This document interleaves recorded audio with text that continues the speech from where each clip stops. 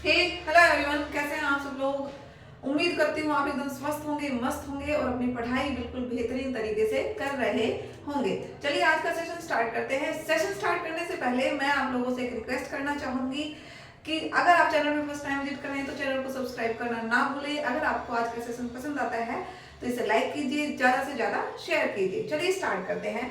देखिए, जो आज का सेशन है वो उन स्टूडेंट्स के लिए काफी खुशखबरी भरा है जो काफी लंबे समय से DSSB की प्रिपरेशन कर रहे हैं। जी हाँ, DSSB ने कल आपकी जो वैकेंसी थी वो जारी कर दी है। कल नोटिफिकेशन आउट हो गया है DSSB का।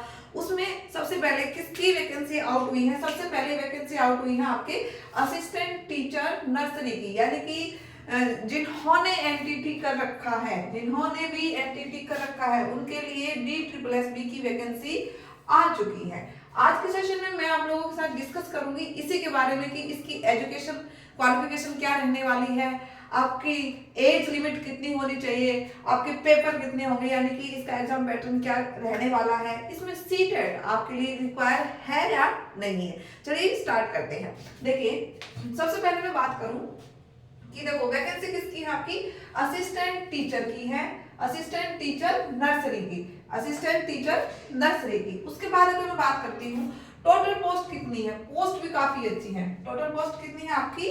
1500 के समथिंग, यानी कि 1500 के अराउंड 1455 आपकी टोटल पोस्ट है। उसमें मेल और फीमेल, मेल और फीमेल दोनों के लिए अलग अलग से वैकेंसी आई है। देखो, फीमेल के लिए इसमें ज्यादा पोस्ट है। फीमेल की जो टोटल पोस्ट है वो इसमें है 1261। कितनी पोस्ट है फीमेल्स की?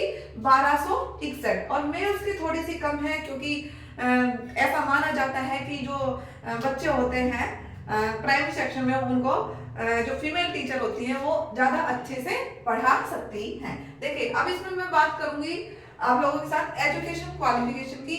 एजुकेशन क्वालिफिकेशन में सबसे बड़ा डाउट होता है बच्चों को कि जिसने 1 ईयर का कर रखा है क्या वो एलिजिबल है, जिसने 2 ईयर का कर रखा है क्या वो एलिजिबल है, क्या आपका सीटेट, इसमें आपके लिए सीटेट की रिक्वायरमेंट है या नहीं है। चलिए स्टार्ट करते हैं। देखिए, सबसे पहली कंडीशन इन्होंने 3 आपके लिए कंडीशन लगाई है फॉर्म फिल करने के लिए।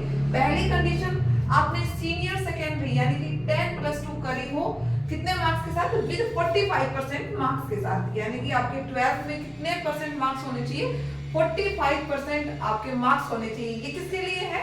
For general category. किसके लिए है ये? For general category. बाकी आपकी जो OBC, SC, ST बच गए, उनके लिए अलग से आपके क्राइटेरिया डिफाइन कर रखा है DSSB ने। तो अब वो अपनी OBC यानी कि आप अपनी कैटेगरी के अकॉर्डिंग देख लीजिएगा। अगर आप OBC में है तो आपको 3% की छूट मिलती है, SC ST में और आपको अलग से छूट मिल जाती है। बट ये मैंने आपको बताया है जनरल कैटेगरी के लिए कि आपके 45% मार्क्स तो होने ही चाहिए। नेक्स्ट इन्होंने कंडीशन लगाई है diploma in nursery teacher education. आपने डिप्लोमा कर रखा हो नर्सरी टीचर का और उसकी ड्यूरेशन कितनी हो? 2 साल। उसकी ड्यूरेशन कितनी होनी चाहिए? 2 साल। अब देखो, इसमें से वो बच्चे सीधे सीधे बाहर हो गए जिन्होंने 1 ईयर का एनटीटी कोर्स कर रखा है या 1 ईयर का उन्होंने डिप्लोमा ले रखा है, वो बच्चे सीधे सीधे बाहर हो गए। इन्होंने डिफाइन किया है, इन्होंने डिस्क्राइब किया है जो नोटिफिकेशन आउट हुआ है उसमें कि आपका जो ड्यूरेशन है, ड्यूरेशन आपके डिप्लोमा की कितनी होनी चाहिए? 2 ईयर्स, यानी आपने 2 साल का डिप्लोमा कर रखा हो तभी आप इसके लिए एलिजिबल होंगे। या फिर आपने कर रखा हो बीएड नर्सरी। देखो, बीएड भी काफी तरीके की होती है, बीएड भी काफी तरीके की होती है। जैसे बीएड होगी स्पेशल एजुकेशन में, बीएड होगी नर्सरी में, एक आपकी जो जनरल होता है जो सब लोग करते हैं, अलग अलग तरीके की बीएड होती है। अगर आपने बीएड कर रखी है नर्सरी में तब भी आप इसके लिए एलिजिबल है। और अगर आपने डिप्लोमा कर रखा है नर्सरी टीचर में 2 ईयर्स वाला, कितना वाला? 2 ईयर्स वाला, तो आप इसके लिए एलिजिबल हैं, इसका फॉर्म फिल कर सकते हैं। नेक्स्ट देखिए, आपकी जो मस्ट एक कंडीशन इन्होंने दे रखी थी, मस्ट था इसके, यानी कि ये तो होना ही चाहिए, ये तो होना ही चाहिए कि हिंदी होनी चाहिए। आपके सेकेंडरी लेवल पर आपने हिंदी एज ए सब्जेक्ट पढ़ा हो, ये इनकी एक नेसेसरी कंडीशन थी, हिंदी वाली। तो ये जो भी स्टूडेंट, ये तीनों कंडीशन जो भी स्टूडेंट फुलफिल कर रहा है वो इसके लिए एलिजिबल है। नेक्स्ट देखिए, अगर मैं बात करूं एज लिमिट की, अगर मैं बात करूं एज लिमिट की, तो इसमें आपका जो एज है वो कितनी है? 30 इयर्स। किसके लिए? For general category. किसके लिए बेटे? ये जनरल कैटेगरी के लिए। अब आप OBC में है, SC ST में है, तो उसमें आपको अलग से छूट मिल जाएगी।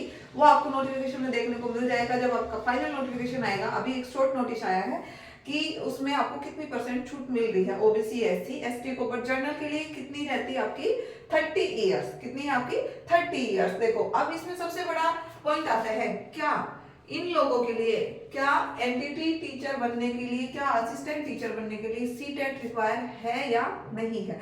देखो सीटेट की कोई जरूरत नहीं है। पीछे एक जो वैकेंसी आई थी एनटीटी असिस्टेंट टीचर्स की प्राइमरी में, उसमें सीटेट की कोई रिक्वायरमेंट नहीं थी। इस बार भी इन्होंने सीटेट नहीं मांगा है, यानी कि जिनका सीटेट क्लियर नहीं है वो बच्चे भी इस फॉर्म को फिल कर सकते हैं। नेक्स्ट अगर मैं बात करूं आपके एग्जाम की, नेक्स्ट अगर मैं बात करती हूँ आपके एग्जाम की, तो इसमें जो आपका पेपर है वो 2 पेपर होते हैं, पेपर 1 पेपर 2। पेपर 1 आपका जनरल पेपर होता है, पेपर 2 आपका जो सब्जेक्ट वाला पोर्शन है वो होता है। पेपर 1 में आपको 5 सब्जेक्ट देखने को मिलते हैं जनरली। आपका जनरल अवेयरनेस हो गया, हिंदी, इंग्लिश, मैथ्स और रीजनिंग। आपका 100 मार्क्स का फर्स्ट पेपर होता है। फर्स्ट पेपर कितने का होता है 100 मार्क्स का। पेपर 2 जो आपका सब्जेक्ट वाला पोर्शन होता है वो होता है आपका 200 मार्क्स का। जो आपका डिटेल सिलेबस है उसके लिए मैं एक अलग से सेशन लेकर आऊंगी।